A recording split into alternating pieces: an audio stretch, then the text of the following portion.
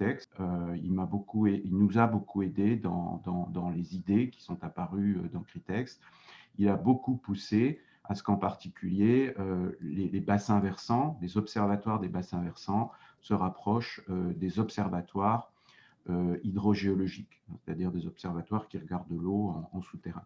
Et puis enfin, la troisième personne qu'il faut absolument remercier, c'est Elisabeth Vergès, qui a joué un rôle essentiel, à la fois comme chercheuse et à la fois au ministère, en nous poussant toujours plus loin, à sortir de notre zone de confort et à nous fédérer. Et si aujourd'hui il y a une infrastructure européenne dans laquelle OSCAR est, et Critex, je vais le dire tout à l'heure, a permis une visibilité internationale à ce réseau, c'est grâce à Elisabeth. Voilà. Donc l'histoire, pour ceux qui ne la connaissent pas, parmi les plus jeunes, elle remonte à très très loin. C'est la création des ORE en 2001, alors ORE, ça voulait dire Observatoire de recherche en environnement, c'était pluriorganisme, ça ne concernait pas que le CNRS ou l'INRAE. Hein. Ensuite, c'est la création des SOER, Systèmes d'observation et d'expérimentation pour la recherche en environnement, en 2009, toujours par le ministère. Ça correspond à la création d'Alenvie. Et puis ensuite, c'est la création des infrastructures de recherche en 2016, en tout cas pour OSCAR, et la disparition des SOERE. Donc ça montre quand même qu'en France, on sait créer des couches, mais que de temps en temps, on sait aussi les déconstruire pour aller de l'avant.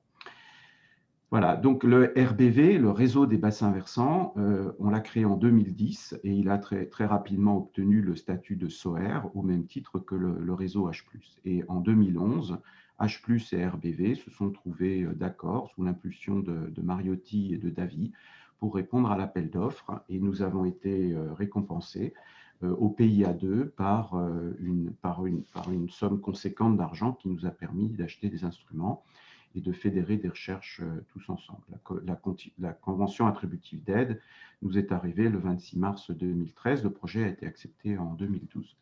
Voici un petit peu l'histoire, donc de 2012 à 2022. Donc je ne vais pas rentrer dans les détails, mais le projet Critex, c'est deux tranches. Une tranche T1 qui va de 2012 à 2017 et une tranche T2 qui va de 2017 à 2022. Alors la fin du projet, est-ce que j'ai noté ça quelque part? Non, mais la fin du projet est fixée au 31/12/2022, parce que beaucoup d'entre vous, à chaque fois, me le redemandent. Donc, elle est sur cette diapositive. Donc, la tranche T1 correspondait à l'achat des équipements. Ça a été là où la plupart du travail lourd s'est fait, avec un engagement des équipes considérable, en particulier pour écrire et gagner les marchés. Une très grosse machine administrative et la signature de l'accord de consortium, j'en reparlerai. Nous avons, à la fin de la tranche T1, réalisé l'évaluation internationale de mi-parcours qui s'est très bien passée, et en particulier à cette occasion, on a fait le film Critex au Strengbar. Et dans la tranche T2, ce que nous avions décidé tous ensemble au meeting d'Autran, donc ici je vous ai mis les principaux meetings qui ont eu lieu dans le cadre de Critex, puis ensuite dans le cadre de l'infrastructure OSCAR.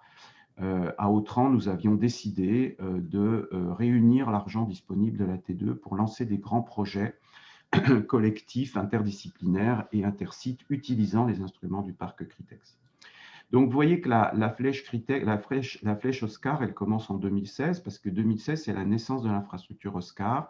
Et comme je l'ai dit tout à l'heure, Critex est devenu le Work Package instrumental de OSCAR. Et en 2020, c'est la naissance de LTER-RI, c'est-à-dire l'entrée dans la feuille de route européenne d'une infrastructure qui s'appelle LTER, qui est une infrastructure mettant ensemble les observatoires de la zone critique, les observatoires long-term ecological et les observatoires socio-écologiques, c'est-à-dire en France, le réseau des zones ateliers. Donc ça n'a pas arrêté d'évoluer, mais ce que je voudrais dire aujourd'hui, c'est que si on n'avait pas fait Critex, probablement cette histoire-là n'existerait pas aujourd'hui. Donc, qu'est-ce que c'est que Critex? Quel était le projet initial? C'était l'idée de doter la communauté scientifique qui travaille sur la zone critique, d'où le mot Critex, d'un parc analytique partagé. Donc, la zone critique, pour ceux qui ont oublié ce que c'est cette fine pellicule à la surface de la Terre qui est en fait l'habitat des hommes. Nous n'habitons pas sur la planète Terre, le globe que l'on voit de la Lune ou de Mars, on habite sur une toute petite pellicule extrêmement fragile que nous ne comprenons pas bien, et en particulier sur laquelle nous n'avons pas de connaissances systémiques, une connaissance assez pauvre de la manière dont elle va évoluer de manière systémique. Hier, on a beaucoup parlé des points de bascule du système Terre. Les points de bascule de la zone critique sont un domaine qui est encore largement inconnu. Donc, Critex, son ambition initiale, c'était de transformer un peu la communauté qui s'intéresse à la zone critique en France avec un parc d'équipements innovant. Alors, l'innovation, elle est dans deux directions. L'idée, en tout cas, était dans le développement de prototypes, c'est-à-dire de nouveaux capteurs qui n'existaient pas, ou alors dans l'utilisation croisée d'instruments existants, mais que l'on déploierait en parallèle sur des sites pour avoir autant de points de vue de différents capteurs sur un endroit donné de la zone critique. Voilà, ça c'était l'ambition initiale et c'est toujours l'ambition initiale de Critex. Critex a permis de mélanger deux communautés totalement complémentaires, la communauté H+, et la communauté RBV. Et aujourd'hui, on peut constater que ça a fait tache d'huile, ce mélange des communautés, puisque OSCAR embrasse, si on peut dire, beaucoup plus large que la communauté hydrogéologique et la communauté hydrologique, puisque OSCAR comprend également l'étude des réseaux sur les tourbières, les réseaux sur la cryosphère, la partie spatiale, et puis d'autres réseaux que j'oublie. Alors, la récompense, ça a été 7 millions sur les 9 millions demandés, 5 millions en investissement et 2 millions pour le fonctionnement. On en reparlera, et c'est un gros problème de ces équipex, bien sûr, pas de personnel dédié ou alors très, très, très limité. Donc, je reviens, mais très vite sur ce qu'était RBV à l'époque. Donc, RBV à l'époque, c'était un réseau de bassins versants dont je m'occupais avec Guillaume Nord. RBV est un SOER qui a duré de 2011 à 2017 et qui a permis, je l'ai déjà dit, de nucléer OSCAR. Et H+, qui existe toujours, qui est toujours un SNO, c'est-à-dire un service national d'observation labellisé par le CNRS. Depuis 2002, c'est un réseau de quelques sites hydrogéologiques, Plomeur, Poitiers, Larzac, LSBB, Majorque, auquel il faut associer un site en Espagne, et un site en Allemagne et un site en Inde, qui sont des collaborations internationales. À l'époque, il était dirigé par, alors je ne sais plus si c'était Philippe ou Tanguy, Philippe Davy ou Tanguy Le Borgne, et ensuite Olivier a pris la succession. Alors, la rupture, comme je l'ai dit dans Critex, puisqu'on nous demandait de faire de la rupture, c'était, je vous l'ai déjà dit, de développer de nouveaux capteurs, avec l'idée qu'on était très en retard, et je pense que cette idée elle est toujours valable. Nous sommes très en retard dans le domaine des sciences des territoires sur le développement de capteurs. Très en retard, ça veut dire par rapport à d'autres domaines comme l'atmosphère, comme l'océan. Et puis deuxièmement, c'était l'utilisation croisée d'instruments existants pour ausculter la zone critique. Le principe de base, le précepte de base, c'est je capte, donc je suis. Je capte, donc je fabrique une représentation de la zone critique via mon capteur.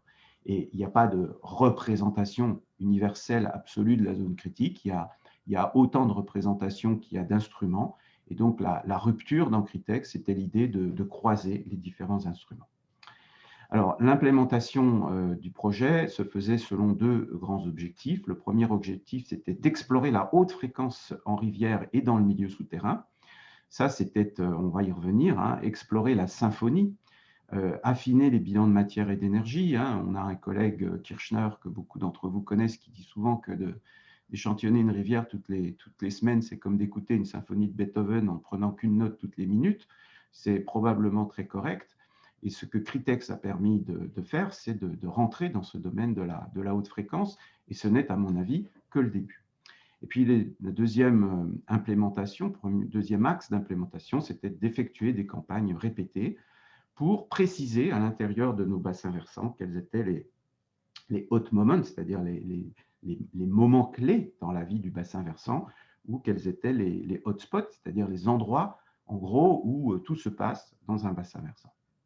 Alors voici, je ne vais pas rentrer dans les détails parce que ça va faire l'objet ensuite d'une revue dans l'après-midi, mais l'ensemble des instruments que nous avons vendus au projet Critex et qui ont été du coup financés et qui ont tous été achetés. Donc, il y a à peu près 8 work packages qui se répartissaient sur des grands thèmes, les échanges entre le sol et l'atmosphère, les pulsations de l'eau dans la zone critique, l'utilisation de la température pour explorer la zone critique, la haute fréquence, la surface, avec le développement incroyable de l'imagerie drone, explorer sous la surface grâce aux méthodes non destructives de la géophysique, et puis 2 work packages plutôt axés sur les eaux profondes, l'équipement en pluie, l'utilisation de traceurs et le développement de capteurs. Alors, j'aime bien cette phrase de Mark Twain, hein, je pense que chacun devrait la mettre en tant que chercheur au-dessus de son bureau. Il ne faut pas se fixer, il ne faut pas se mettre dans l'idée que ça va être impossible parce que sinon on ne fait jamais rien. Voilà, hier on a eu des discussions intéressantes et cette maxime s'appliquait totalement aux discussions qu'on a eues hier. Donc on ne savait pas que ça serait compliqué, mais on l'a fait. Je voudrais passer en revue quelques-uns des grands succès de Critex, enfin selon moi. C'est pas très important que vous allez trouver, mais signer un accord de consortium impliquant je ne sais combien d'UMR, je ne sais combien d'organismes, je ne sais combien d'universités, c'était en soi un challenge. Voilà. Et le projet Critex a été interrompu parce que les services juridiques des différents organismes n'arrivaient pas à signer l'accord de consortium. Donc, ce n'est pas un détail pour moi. Ça veut dire que dans ce pays, on n'est pas équipé pour, je l'ai dit, je l'ai fait savoir, même à très haut niveau, nous ne sommes pas équipés administrativement pour gérer des choses où les scientifiques ont besoin de se mettre ensemble et de transcender les particularités de leurs organismes. Dépenser 5 millions d'euros pour la science, pour faire de la science, ce n'était pas gagné d'avance à cause de tout ça, justement, et à cause de tous ces obstacles administratifs qui sont imposés à la recherche publique. Mais on l'a fait. Et on a équipé la communauté. Je pense qu'on a produit de la belle science. On a créé Oscar. Et j'insiste là-dessus. Moi, je suis persuadé qu'Oscar ne serait pas ce qu'il est aujourd'hui, n'existe probablement pas si Critex n'avait pas existé. Pourquoi? Parce que Critex nous a donné une visibilité nationale. Tiens, tout à coup, cette communauté avait décroché un gros équipex et tout à coup, cette communauté existait. Voilà. Et la création d'Elter en Europe, elle est complètement liée aussi à Critex. Un jour, Michael Myrtle, qui est aujourd'hui le coordinateur du projet d'infrastructure européenne, m'a appelé en me disant c'est quoi Critex? Voilà, parce que Critex était visible. Critex, c'est un des gros succès, à mon avis, de Critex. A permis de créer une start-up et nous allons en avoir une présentation par la suite. Voilà. Et accessoirement, Critex a permis de créer Elter France, qui est la réunion de deux réseaux, le réseau socio-écologique et le réseau, on va dire, des sciences de la Terre, pour le faire très large, Oscar. Voilà. Ça, c'est pour moi une très grande réconciliation scientifique, historique, un grand moment dans l'histoire de la recherche, en écologie ou en zone critique. Critex a également fait rentrer la zone critique dans l'écologie politique. Hier, nous avons eu une visite de l'exposition Critical Zone à Karlsruhe en présence de Bruno Latour. Alors, je ne vais pas faire la liste des work packages, hein, mais c'est juste 2 slides sur lesquels je passe très rapidement pour redire qu'on a été capable, grâce à l'engagement de toutes les équipes, grâce à l'engagement de toutes les délégations régionales, et ça n'a pas été sans effort, d'acheter tous les instruments qu'on voulait acheter. Pour moi, c'est déjà une grosse réussite. Voilà. Donc, on va revenir là-dessus par la suite dans la journée. Donc, je passe assez rapidement sur les instruments, voilà, les prototypes ici qui sont nés de Critex, hein, en particulier Ripple ici, la plateforme qui permet de mesurer l'hydrologie et le transport de sédiments de rivières torrentielles, ou la scintilliométrie, et des instruments state to the practice, c'est-à-dire des instruments sur étagère, mais qui ont été déployés en commun sur le terrain. Voici ici en particulier pour les techniques géophysiques. Voilà. Alors, si l'histoire de Critex vous intéresse, il y a les lettres Critex. On en a fait 4 qui correspondent au développement de la tranche T1. Ensuite, on s'est arrêté puisque Oscar a pris le relais. Et dans les newsletters d'Oscar, enfin dans la newsletter d'Oscar, puisque pour l'instant, il n'y en a qu'une, il y a un compte-rendu du Work Package Critex de Oscar. Donc, d'une certaine manière, la lettre Critex, Oscar a pris la suite des lettres Critex. Donc, toutes ces lettres sont consultables sur le site Internet. Critex a permis de massivement instrumenter quelques bassins versants, parce que c'était le but, hein, c'était pas de disperser l'instrumentation, mais c'était de la concentrer. Et ainsi, le bassin de Nézin en Bretagne, Plomeur, le bassin d'Oracle à côté de Paris et le bassin du Strengbart dans les Vosges ont fait l'objet d'une instrumentation particulièrement massive dans le cadre de Critex. Alors, deux images sur un des succès. L'un des succès, c'est le prototype du River Lab, qui a conduit à la création d'une start-up dont Paul va vous parler juste après moi. Voilà, on a réussi à mesurer à très haute fréquence la composition chimique d'une rivière. Voici par exemple ici, à l'Orgeval, les chroniques de débit et voici les chroniques de chlore ou de nitrate à très haute fréquence, c'est-à-dire en mesurant les concentrations une fois toutes les demi-heures. On voit que, allez, on va faire un peu de provocation, mesurer le chlore, ben, c'est aussi bien pour mesurer le débit que d'avoir une station de jaugeage. Voilà. Je voudrais remercier ici d'ailleurs à cette occasion, puisqu'il est parmi nous, Jean-Louis Roubati, qui est chef d'entreprise que j'ai eu le bonheur de rencontrer en écrivant avant l'écriture du projet Critex et qui a joué un rôle majeur dans l'orientation industrielle du projet. Et il a joué également un rôle majeur dans la création de la start-up. Je pense que Paul redira la même chose. Voici d'une manière artistico-scientifique la matrice de corrélation des éléments majeurs à l'Orgeval. Il y a plusieurs millions de données dans ce diagramme-là, puisque le River Lab de l'Orgeval marche déjà maintenant depuis plusieurs années et acquiert, sans que vous vous en rendiez compte, une mesure toutes les 30 minutes de la composition chimique de la rivière. Voilà, donc on a 3 River Labs en France, un en Alsace, un en Brie et un en Bretagne. Il marche et Paul va vous montrer ça dans quelques minutes. On a réalisé un film que je vous invite à regarder, le film Critex, et je trouve d'ailleurs que c'est dommage qu'on n'en ait réalisé que un. Et je lance un appel collectif ici pour qu'on se remue pour en faire un deuxième avant la fin du projet, ça serait vraiment chouette. Alors, sur les indicateurs, puisque nous vivons dans un monde d'indicateurs, on pourrait dire, remarquer qu'au rang des succès de Critex, nous avons été capables de lever 11 millions d'euros, en plus des 7 millions qui nous ont été attribués. Donc, on a vraiment transformé l'essai. Et ces cofinancements ont été beaucoup levés pour aller chercher du personnel en particulier, car le problème de ces équipex, c'est l'absence de personnel dédié. On a formé plus de 60 étudiants d'EM, on a formé plus de 50 étudiants de doctorat. Au jour d'aujourd'hui, ce sont 91 publications, dont 30 en 2020. Le nombre ne cesse d'augmenter. Nous sommes déjà à plus de 500 citations, donc une vraie visibilité pour la communauté française. Le taux de l'utilisation de l'équipement n'est pas optimum. Ça, c'est une des caractéristiques dont on va sans doute rediscuter. 50% hors consortium, 5% dans le non-académique.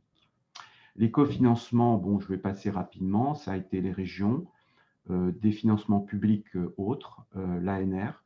Il y a pas mal d'ANR qui ont été décrochés grâce à Critex en particulier, enfin, utilisant le parc Critex. Et puis l'Europe, hein, des ERC, une ERC, pardon, un projet ITF. Les publications sont dans le domaine, dans divers domaines que vous avez représentés ici, multidisciplinaires, géosciences, sciences de l'environnement et ressources en eau. C'est les trois gros postes. Et puis, quand on regarde les partenaires associés aux publications, on voit qu'on est très bon à l'international, et en particulier grâce aux collaborations de l'IRD, qu'il faut vraiment souligner ici, une très grosse association des publications de Critex avec des pays du Sud. Donc ça, je trouve que c'est exemplaire, et je remercie tous les collègues des observatoires du Sud d'avoir publié et fait cet effort d'associer les partenaires du Sud. C'est évidemment la moindre des choses. Et dans les partenaires du Sud, on voit sortir l'Afrique. Voilà, les publiants sont 90% je ne sais pas ce que veut dire cette slide en fait. je passe. Voilà, alors sur la création d'Oscar, je ne vais pas vous embêter avec la gouvernance d'Oscar, mais je redis, ça c'est une slide qu'on a montrée hier dans la présentation d'Oscar, lundi, pardon, d'Oscar. Donc j'ai l'honneur, j'ai envie de dire, le privilège de co-diriger Oscar avec Isabelle Brault. Et nous avons un comité exécutif qui est constitué de l'ensemble des porteurs des observatoires d'Oscar, et donc H+, et l'ancien RBV, vous les reconnaissez, mais sont venus dans ce cercle s'ajouter d'autres observatoires. Et puis, comme je le disais, nous avons organisé Oscar en Work Package, et Critex, c'est le Work Package 3, instrumentation et protocole, et Laurent Longuevergne a pris la responsabilité de ce Work Package. Nous avons un conseil scientifique, nous avons un comité des tutelles que nous rencontrons 2 fois par an. Et bien sûr, à partir de cette année, nous sommes très liés à la gouvernance de Helter France, dont la coordination est assurée par Philippe Scholler. Et nous rencontrons fréquemment avec le bureau Helter et avec le core team d'Helter, qui est constitué des représentants des observateurs d'Oscar et du réseau des zones ateliers, qui est la deuxième infrastructure avec laquelle Oscar s'est associé pour faire Helter France. Vous voyez que ça s'est beaucoup complexifié, mais ça s'est enrichi. Voilà, alors Helter, j'en ai dit un mot déjà tout à l'heure, c'est le projet européen d'infrastructure. Nous sommes rentrés dans la feuille de route et nous avons 10 ans pour montrer à la Commission européenne qu'il y a la place en Europe pour un réseau ambitieux de sites instrumentés, d'études de la zone critique, des socio-écosystèmes, des écosystèmes.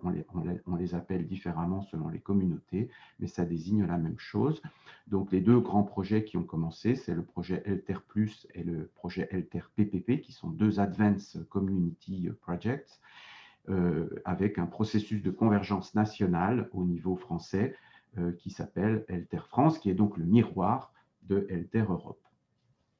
Alors, Critex nous a donné une visibilité nationale, bien sûr, sur plusieurs choses, sur le programme MOGBA, ici l'Oudéry, qui a été récompensé par un Make Our Planet Great Again Award par le président de la République ici en décembre 2018. Mais de manière beaucoup plus intéressante, Bruno Latour, un philosophe et sociologue des sciences, s'est intéressé aux zones critiques, en particulier grâce à l'Equipex. Et nous avons ici les images mémorables d'une visite du New York Times et de l'équipe de Bruno Latour au bassin du Strengbach, où Marie-Claire est en train d'expliquer à un philosophe ce qu'est un piézomètre et à quoi ça sert. Critex nous a rendu visible également vis-à-vis du réseau voisin des Terrenos, avec lequel H+ avait déjà établi de nombreuses collaborations. Voilà, j'aime bien cette photo ici, puisque ici on est à la mairie d'Aubure dans les Vosges, en présence d'un élu de la République, et on parle de quoi? On parle de zone critique. Alors en ce moment, vous pouvez vous déplacer à Karlsruhe pour voir une exposition qui s'appelle Zone critique et dans laquelle Critex est très à l'honneur, puisque dans une des salles de cette exposition, on retrouve les instruments Critex, ici le gravimètre dont Jacques Hinderer s'est occupé, le Supra, qui est installé dans les Vosges, mais qui est aussi représenté dans l'exposition ZKM. Ici, les profils sismiques qui ont été acquis par Sylvain Pasquet dans le cadre du Work Package 6.1. Et voici la salle représentant dans l'exposition à Karlsruhe l'observatoire du Strengbach. Et ce n'est pas une représentation physique habituelle, j'ai envie de dire géographique, comme vous en avez l'habitude, c'est une représentation dite gaïagraphique, c'est-à-dire où finalement le bassin est représenté via les capteurs que notre communauté a installés pour l'observer, pour l'investiguer. Donc ici, il y a dans cette exposition 3 postes qui sont respectivement les Work Package 2, les Work Package 4 et les Work Package 6 de Critex. Je ne pense pas qu'il y ait beaucoup d'Equipex qui aient le privilège de mettre leurs instruments dans une exposition d'art moderne, dans un musée d'art moderne, en l'occurrence ici en Allemagne. Voilà, donc un grand merci à Bruno Latour, un grand merci à Alexandra Arène, l'architecte, et Soël qui nous ont aidés à construire ça. Et un grand merci également à Marie-Claire Pierret et à l'Observatoire du Strengbach qui a passé un temps incroyable à monter cette exposition remarquable que je vous invite vraiment, vraiment à aller voir. c'est un grand moment de réflexivité scientifique. Alors, je termine sur les menaces et les opportunités. Et je commence, parce que je suis un optimiste, par les opportunités. Non, allez, commençons par les menaces. Une vraie menace, je l'ai déjà dit, mais ça va continuer, c'est que l'administration fut et restera un cauchemar. Hein. Et je pense que cette administration, je n'ai pas de problème à le dire, elle décourage beaucoup plus qu'elle nous aide. Les personnels ont manqué, ça c'est une vraie menace pour qu'un projet d'instrumentation soit utile à la science. Les personnels dans les observatoires sont à bout de souffle, car depuis 2012, c'est la course à l'échalote, c'est la course au projet toujours plus gros, et bien sûr, les personnels n'ont pas augmenté, voire bien sûr ont diminué, voire ce qui se passe en particulier au CNRS, où les personnels techniques sont de moins en moins abondants. Donc là, on a un problème. Et on a un problème qui est d'autant plus grave et paradoxal qu'on nous répète chaque jour qu'on est dans une période d'urgence environnementale, qu'il faut absolument faire quelque chose, et la crise du Covid est quand même là pour nous le montrer de manière édifiante, que si on ne s'intéresse pas à nos territoires, à notre environnement et à la manière dont il fonctionne, on va droit dans le mur. Donc là, il y a quelque chose que nous, scientifiques, nous n'arrivons pas à comprendre. Un des obstacles, une des menaces, et on va en rediscuter pendant ces journées de Critex, c'est la difficulté de croiser développement et déploiement d'instruments, de capteurs et questions scientifiques. Ça, c'est quasi une question philosophique, hein, mais il faut que chacun, dans notre domaine, à notre niveau, nous soyons capables de regarder cette question en face pour réussir à l'améliorer. Une des menaces qui également, ce sur quoi nous allons essayer de discuter pendant cette journée, c'est qu'est-ce qu'on va faire après la fin du projet. On a des beaux instruments, mais ces instruments coûtent cher. Il faudra remplacer des équipements parce que, évidemment, l'obsolescence des équipements elle est réelle. Comment va se passer la jouvence? Comment va se passer la gestion de ce parc instrumental? Ce sont des questions que nous allons devoir bientôt poser à nos tutelles. Et enfin, je termine sur les opportunités. Je pense qu'une des plus belles opportunités de Critex, c'est Oscar. Je pense qu'une des plus belles opportunités de Critex, c'est l'ouverture européenne. Nous devons faire tache d'huile en Europe. Nous devons montrer que nos instruments ont réellement permis d'avancer dans la connaissance de nos territoires et dans les problématiques écologiques. Et puis, grâce aux efforts de Laurent Longuevergne, Arnaud Elger et John Church pendant le confinement, une des plus belles opportunités de Critex, c'est que nous venons de gagner le projet de Terraforma au PIA, non plus 2, mais 3. Voilà, j'en ai terminé.